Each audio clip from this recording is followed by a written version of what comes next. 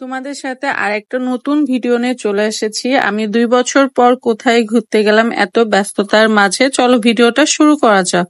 Let's go with video. 2 বছর পর আমি আমার নানি বাসায় বেড়াতে যাচ্ছি। আমরা রেডি হয়ে এখন গোপালগঞ্জ উদ্দেশ্যে রওনা দিব। আর গোপালগঞ্জ উদ্দেশ্যে রওনা যে সময় দিচ্ছিলাম তখন রাত 12টার সময় ছিল। আমরা 12টার সময় লং ড্রাইভে যাবো বলেও বেসিক্যালি দুইটা জিনিসই একসাথে হবে, লং ড্রাইভেও যেতে পারবো, ঘুরতেও যেতে পারবো, তাই রাতে রওনা দিয়েছি। তারপরে যেতে যেতে আমরা ভোর হয়ে গেছিলো। ভোর হওয়ার পরে আমরা আমার গ্রামের বাসায় যাচ্ছিলাম। আর চারি সাইডে এত সুন্দর দৃশ্য, গাছপালা, আর রোডটা এত সুন্দর, মেঘলা মেঘলা আকাশ, খুব সুন্দর লাগতেছিল রাস্তাঘাট। আর রাস্তাঘাট বেসিক্যালি গ্রাম্য পরিবেশ, তো সবারই ভালো লাগে। আর আমরা ইট পাথরের ভিতরে থাকি ঢাকা শহরে।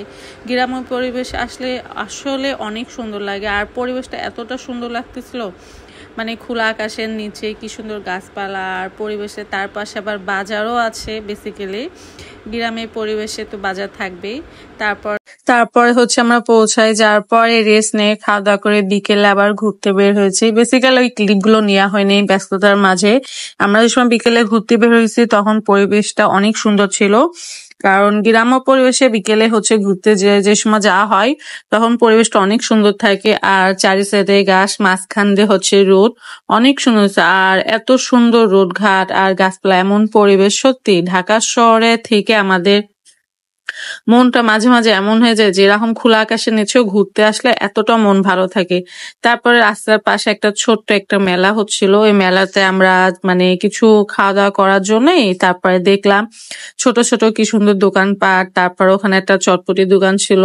আমরা চটপটি দোকান থেকে একটা চটপটি অর্ডার দিলাম। ঢাকা শহরের থেকে তো চটপটি খাই, একটু গ্রামে এসে খেয়ে টেস্ট করে দেখলাম যে অ্যাকচুয়ালি চটপটিটা কেমন।